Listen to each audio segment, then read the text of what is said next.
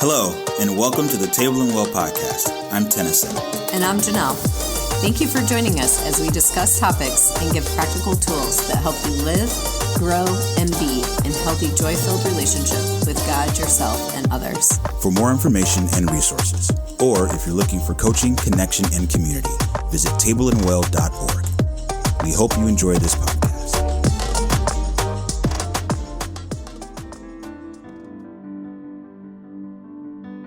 You are listening to Fingerprints, how God is transforming the relational health of His family. All throughout this series, you will hear transformational stories from everyday people just like you. But what if this transformation isn't just for them? What if it's for you too? I want to let you know that it is for you as well. And that's why we've created Relational Collabs, intentional spaces where this type of transformation becomes real. These are small, safe communities where you will practice the skills that will help you grow and build joy, rebuild your trust, enable you to stay present in the middle of hard moments, help you deeply connect to God, yourself, and others, and experience the authentic connection that your heart was designed for. See, this is more than just another class or a book study or even a Bible study. This is real life. This is hands-on. This is heart-connected, and it's changing lives. If you're tired of disconnection, and if you're longing for something more, don't just listen to these stories, become one. For more information, or to join our fall collabs starting in September, go to tableandwell.org/collabs. You were never meant to walk this journey alone. And your healing is part of how God's leaving His fingerprints in the transformation of the relational health of His family. So in your growth in this journey, so really we're talking like 3 years, really, kind of that you guys have been digging this trench and moving the stick, moving the boat, as they say, kind of shifting the boat. So how have you seen your growth and your relational connection impact your family and your friends? Like, what has been some of those? I'm really curious about their boys. Yeah. Like, what difference has it made in even just your immediate family? Yeah. Yeah. Well, I also in 2020, we started homeschooling our kids. So that was a massive transition. And really, I think the biggest change was just the amount of time that we spent with each other. And then the transition to being on the road was really hard for some of our boys, harder for some than others. But as we're trying to figure out how to connect with each other, we're also now having to try to figure out how to help them through their really big emotions with this huge transition. So we got a lot of practice, fumbled our way through.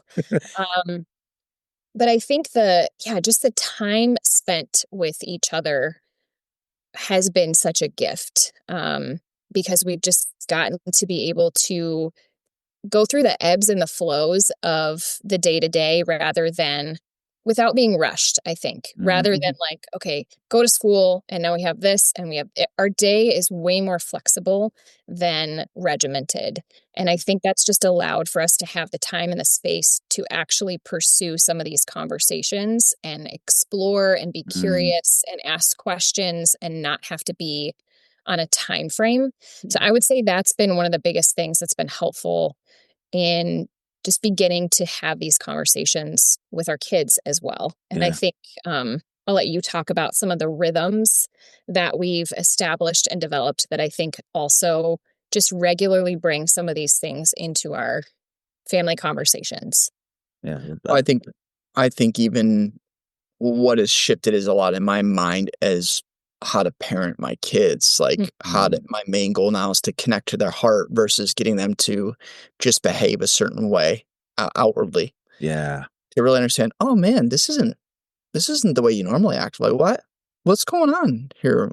What's beneath that? And taking the time to really dig in and understand their heart, what they're feeling, why they're feeling that way, validate that, help them work through those emotions and be present with them in that, and not freak out about whatever they're feeling and just, oh, okay, yeah, I felt that too. And I think that takes a lot more time, but I feel way more connected. I think for Michelle and I both, like we just feel way more connected to our kids and to their hearts. And the behavior follows. It's not like it's not important, but it's so much deeper, so much more transformative, so much more like we're connected in the end of it, not just sorry dad for being a turd. It's like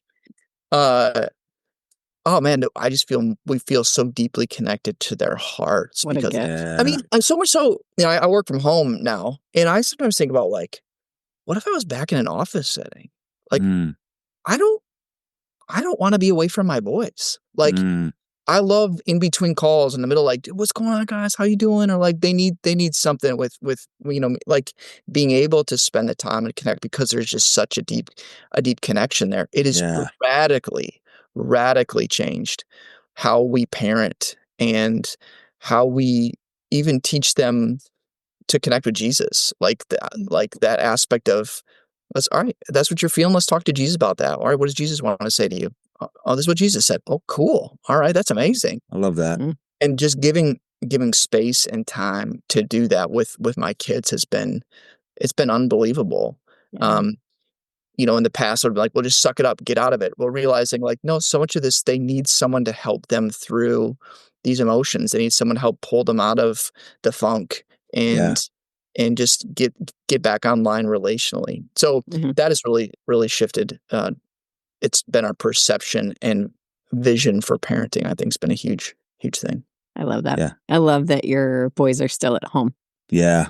And that you're getting to walk this out with them. That is like a gift that cannot, like, there's no going backwards. Right. We didn't learn this until our kids were out of the house. Yeah. And that missed sense of proximity of like, we can have a tough conversation and we still have proximity. And then we get to use that proximity, that presence. Yeah. To say things that are beyond words, to communicate beyond words, that when you don't have that proximity, it's a bit different of a thing. Yeah. And everything becomes a more intentional conversation. Right. Where, like next time we see them, we'll have to bring this up, or we're going to call them on the phone to have that conversation. And so I just love that even in the timing of all of this, you guys got to do it while your boys were at home. I know that was not easy. No. But I also see the huge gift in that. Yeah, it is. Well, I half joke. It's actually quite serious. I'm like, hey, let's do the ancient Jewish thing. Like, you guys can go find a wife, bring her back here, and we can live communally together forever, for generations. Yep. I am 100% okay with that, guys. Yeah. I love that. Yep. Yeah. Our dream as well. Because there's also, that's a whole second podcast, but the conversation around how we have missed out on having that generational wisdom with us, where same kind of thing of like, when we don't have that proximity, it's like, okay, I need some elder wisdom and I have to basically go hunt it down and schedule an appointment, or I have to hire that, where that's right. We're just missing that. Yeah. But that's a whole soapbox that I could totally get on. But another podcast. Maybe we'll write that one down. We'll have you back on to talk about that. Yeah. I do want to say just what you're saying, like the idea of you being with your kids in the middle of those heavy emotions, like that's so important, because that's a lot of times when a lot of people that you probably have counseled, that you've talked to, or that you've navigated life with, they have what they maybe, like, they get stuck in anger, or they get stuck in sadness, or they get stuck in these heavy emotions.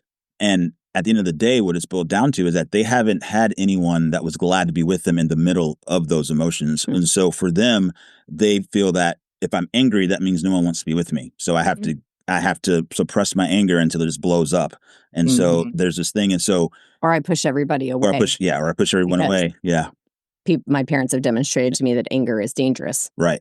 Or sadness is not welcome in this space. And so you guys, again, the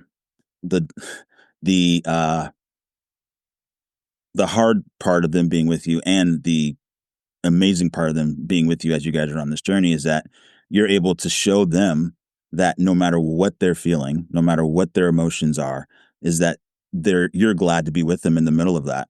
And so that alone, if like nothing else, that alone will make them some of the most healthiest young adults that are going to be out there when they, become young adults, because they have that assurance that I know that I'm not alone in this. And I'm sure you guys are doing this imperfectly. Absolutely. Right? Yeah. Right? Like, Right. we know from the work that it's not that what we're saying is like, yeah, you guys, like, again, like you said, Michelle, like, yeah, we read a book and like now we've got it and we're just doing it right every time. And wow, isn't that amazing? No. It's like sometimes you do it really well and other times you're like, yeah, not as good as the last time, maybe. Yeah. Or more to practice. Yeah. And I think that's another important thing that we've really learned how to do is to repair when we don't Yes. do it well. Love it. That was another skill that we had to learn how to do with each other, that we had to learn how to do with our kids. And obviously they're old enough that we can use that verbiage and that makes sense to them. Mhm. But I think I'll speak for myself. I had to learn how to move through the shame that I felt when I didn't do it well. When I knew that I had messed it up, but I didn't know how to make that right. Yeah. All of that has been part of the journey of moving through my own feelings so that then I can repair with whoever I've not done that well with. So good. So good. And I think with our kids, that's what you were alluding to earlier, Michelle, just of trying to have regular rhythms to just bring this before us. So we're not going to do it perfectly. So it's like we just need to all get more reps in as a family. So, a lot of times around the dinner table, one of our kids will pick a question that they want to ask for us around the dinner table. What's something that brought you joy today, or what are you feeling now and why, or what are you grateful for? What was someone or something from the day you appreciated, or just like, okay, we want to get reps in connecting on these things, knowing that we're going to mess it up along the way, but we just want to we just need more practice. I love it. Together. Yeah. And when we're practicing in non-heightened moments, then in heightened moments, we have those reps and we can call on those muscles that we have built. We talk about that a lot. Like if you're waiting until you have to pick up 100 pounds to call on those muscles, you're in trouble. It is about the 5-pound lifting every single day to get to the 10-pound lifting to then build your way to the 100 pounds. Like, don't be angry that you can't lift the 100 pounds on the spot if you haven't put in the reps, and not in a shaming way, just in a we know how this works in our bodies. Somehow we want it to be different in this area as we're learning skills and learning how to work through our emotions and how to care for one another. Well, we want it to be instant, and so much of our bodies that the Lord has created is not an instant anything. No. It is the little things, the intentional choices along the way. Yeah. That build us as people. Yeah.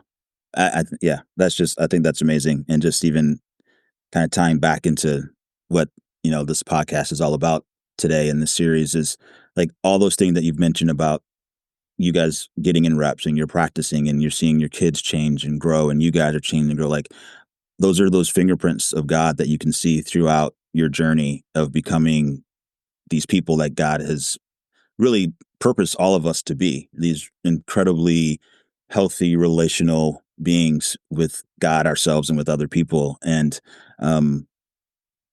you just kind of can look back and see those fingerprints like, oh, yep, he was there. Oh, he was there in that. Oh, he's there in that. And that, I think that's just, it's really amazing. Yeah. So we've talked about your family and even in you guys and how that works. So I'm curious, like in your work with Pastors of Pioneer, one, I would love for you to share like how you stumbled upon them or came upon it or started it. I don't exactly know that story. So I'd love to hear a little bit about that. And then what drew you, like what was the driving force to start down this path with Pastors of Pioneers? Yeah, I'll jump in first. Just how we ended up starting with I started with a few friends, kind of out of on accident, I guess I would say. I was connected for about a decade with a group of people that were pursuing disciple making and being the church from house to house, kind of all over the world. And they were realizing, like, when we run into pastors are asking different questions than everyone else. And they were asking more theological questions, right? Like, okay, but if you're meeting your house, what about heresy? And what about, who can do what? And how does this all work? And so they're asking those questions. And I'd asked a lot of those questions. And so these guys were just like, hey, Brent, will you help us figure this out? And this was around the same time I was actually wrapping up being a pastor. And I was like, yeah, I got a little time. I'll help you out. Yeah.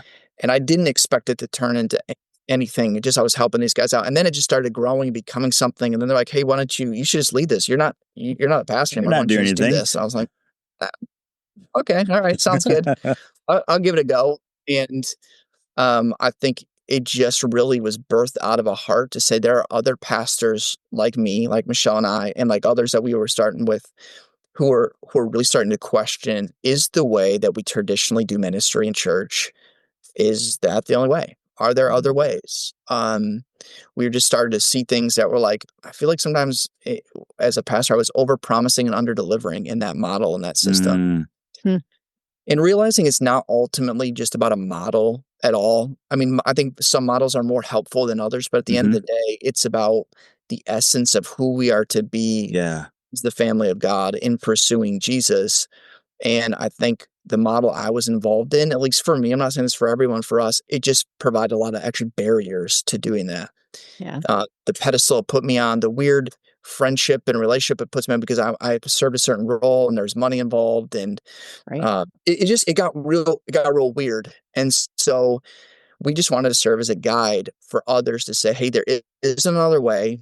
I'm not saying it's the only way. It's the best way we know how for us. But if you want to explore this way, we'd love to serve as a guide for you to consider what it might look like to do this outside of the institution and to start in your own home with your own family, in your own living room, in your own relational networks, to make disciples and to be the church in simple ways and see how that might expand and grow.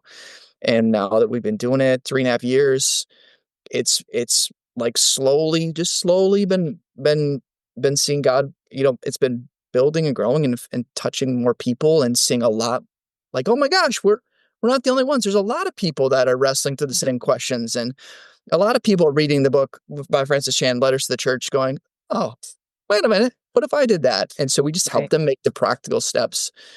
And I think we started with just teaching the nuts and bolts on how to do it. We started teaching paradigm shifts, like the theology behind it, and to not bring the institutional mindset into the living room. But we didn't, I know I'm a little slow, but we didn't initially bring in a lot of these relational skills. And that was just about 9 months ago when we started really being more intentional about this. I'll let Michelle express some of that. Well, yeah, I mean, I think that's just the Lord's graciousness, because we can't pass on something that we don't have. Right. So we didn't have those skills. That's true. When Pastor to Pioneer was started. But then I think the other gift of being on the road is that we were in many parts of the country with many different groups of people, all different versions of the discipleship making movement world. And we were seeing the same things in all the places. And by that, I mean, we were seeing that people were struggling relationally, whether they were in the institutional church or whether they were in this more simplified discipleship making movement network. So Britton and I just started to talk about, okay, are you noticing this? Are you seeing this? Am I seeing that accurately? What do we do about that? Is there something that we're supposed to do to help in this realm, in this world? And because I really wasn't involved with Pastor to Pioneer initially. I was on your podcast once maybe, but really this was, again, it was his thing and I wasn't super involved. And I think we were just seeing over time that was the old way of thinking, that if we actually want to practice what we preach, in essence, this actually has to be something that flows out of the health of our family. And there's way more benefit for couples if both of us are part of the conversation. Not that it isn't beneficial if it's just Britton, but there's the fuller perspective when I can say, yeah, I totally get what that feels like as a pastor's wife. I felt that too. That was so hard. I hated that part of it or whatever. Right. It just lends a different experience. So we just you asked a handful of couples that you had coached through the Pastor Pioneer kind of theological paradigm shifts material. And Britton just said, hey, we are kind of trying to develop or trial a different aspect maybe of Pastor to Pioneer training. Would you be our guinea pigs? Would you be willing to kind of go through this with us and see, is there something to this? Is it beneficial? Is it helpful for you? And we had 3 couples who said, yeah, we'll do that. We'll give that a try. And honestly, we had very little on paper when we started with these 3 couples. We had a lot of things in our mind, but we didn't have it mapped out. And I think a lot of it was just in connection with the Holy Spirit, praying ahead of time. What do these people need today? How do we show up? What do we talk about? And we just began teaching some of the relational skills that we had learned that had been helpful for us, that we wished we would have had when we were in our process of transitioning out of formal ministry into something else. And their feedback was that it was so helpful and that it was something they didn't even know that they needed. So obviously we've tweaked it. We've adjusted things as we've continued to walk with people, but the Lord has just continued to drop people in our lap. And it's just been a joy actually to be able to walk alongside of people, and not out of a place of we've got it all figured out, but out of a place of we have absolutely been where you have been, and in some ways still are. And we want to be with you on your journey rather than be above you and tell you how to do it. We want to be with you as you figure it out. Yeah. I love that. So good. I think we noticed with a lot of couples that we were working with, is when a pastor and their family, when they step away from the prevailing model and all of a sudden they restart ministry just from their home and maybe with a few others, they realize, oh, I can't hide behind ministry anymore. I can't hide behind the busyness of ministry. Yeah. And what comes to the surface then is all of these relational issues within their own marriage and their own families. Right. And so we're like, oh, we get that. That's happened to us too. And so that's really the spot then that we like to introduce a lot of these relational skills, is after they step away and they're resetting things at home before they really start pioneering. Hey, we want you to pioneer in unity as a family. We want to help you pioneer from a place of health as a family. And so we just want to walk you through some of these practices to help you do that, and some real simple skills that we've picked up along the way. I love that. Yeah. So what does that look like? What can you share with us some stories of how you're seeing God's fingerprints in the midst of that? Yeah, I mean, I think so many couples just talking about like they're able to navigate life and the difficulty of life by actually staying connected to each other, by not doing their normal patterns of hiding or blowing up at each other, but like how to stay connected, keeping people above the problem and working through the hard things together. We've had some just say like, I've gotten more traction in healing and in connection with my spouse through our time together, just learning some basic skills that we ever did in counseling. And we're not saying that because we're amazing at it. It's like just giving people basic tools that's similar to probably tools you guys use. Yeah. And it's like, watching them change how they're parenting, how literally couples are going, my whole mindset of parenting is changing. I now interact with my kids so differently, and watching the benefits of that take it's just been it's been mind blowing. Yeah. You want to add to that? Yeah, I think one of the like sessions or tools that we do with couples is talking through their family values and really solidifying who are we and what are we about. And that has been really crucial for many of these couples and families in deciding what are we going to be about going forward. There are small, they feel like little shifts, but they actually end up being really huge shifts, because when they can get clarity on that from the Lord and with each other, all the other stuff that they felt obligated to in the past doesn't matter anymore. It doesn't hold the weight that it used to. Yep. And so they're just moving forward with so much more freedom. I think that's a word we hear a lot, is feeling freedom to be who they are and not have to fit in a box. And to do that with their family, where many of them felt like they weren't doing it with their family before, has been just a really beautiful thing to see. Yeah, that's really I think that just goes to and this is the business you guys are in too, of just like the impact, that if people get touched by God in this way, to have that fingerprint of God in these really formative ways, and we are formed in our relationships, that actually has multi-generational impact. Yes. That those imprints get passed down to our children and their children's children. And I mean, that's part of the reason why I'm asking the Lord for like, give me at least 90 healthy years. Because I want to see this play out from generation. Yeah. I want to see my great grandkids experience the depth of relationship with each other and with Jesus, of God's redemptive work in our life being passed down from generation to generation. Yeah, that's really cool. I love that.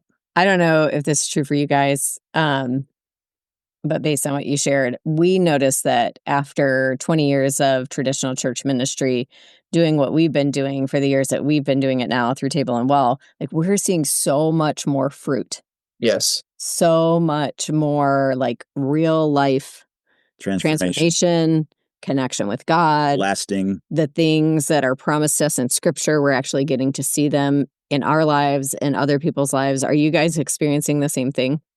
Oh, yeah. I mean, I think just by very nature of church for us is in our living room.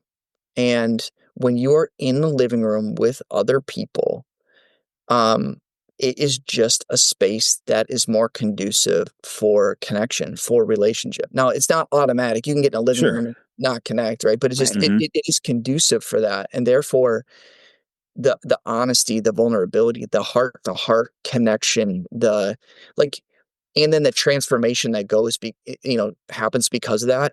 Absolutely. I'm not saying that God didn't, cause fruit to grow when I was a pastor, but like, it's just much more rapid, much more in your face, much more real time in just real situations in life, not just the periodic touches. Yeah, and I think that speaks to even our just current reality, because we're not living in the same town that we lived in when Britton was a pastor. But the people that we did a greater degree of life with when we were meeting in our home together in that town, those are the relationships that we still have. Those are there was something that was solidified in those relationships during that time that has caused there to be longevity in those relationships. So that has just been interesting to see, because we're not back in the same location. Right. That's interesting. Cool. Yeah. Yeah. I think it also is interesting, Britton, your conversation or your statement of, I'm asking the Lord for 90 years. Do you think you would have asked him for 90 years if you were still doing traditional church ministry? Oh, no. Most of those is like, take me now, Lord, take me now. Can I just, 9 months, get me out? I'm saying, Yeah. Yeah. There's just a richness to this that yeah. I don't feel that burden. I don't feel the pressure. I don't, when Jesus says my yoke is easy, my burden is light, I'm now finally going, oh, you meant that. That's real. Like I get to experience that and feel that, because I don't feel the weight of running an organization, or I'm responsible for all these people's spiritual growth, or trying to convince all these people to go this direction and not that direction. Or I'm treated as a human being, not this weird role of pastor that it can't have real friends in the midst of that. And so it's like, oh, I'm experiencing actual connection with other people too, that I had a hard time doing as a pastor. And it's not all because they were expecting to get something from me, which they were, but I was also expecting to get something from them. For them to participate in my vision and use them as, a commodity as well. It went both ways. But now it's like, I get to experience a real relationship. This is what this feels like. This is so weird. I like this. Yeah. So weird and so good. Right. It is good. Exactly. You've been listening to the Table and Well podcast. New episodes stream every Tuesday. If you have enjoyed this podcast, please leave us a review to let us know. Also, subscribe on your favorite listening platform to stay up to date on all things Table and Well. To learn more, start your journey, or get information on how Table and Well can help develop your community, family, or teams to be relationally healthy and authentically connected, please go to tableandwell.org/collab to schedule an interest call, or you can email us directly at known@tableandwell.org.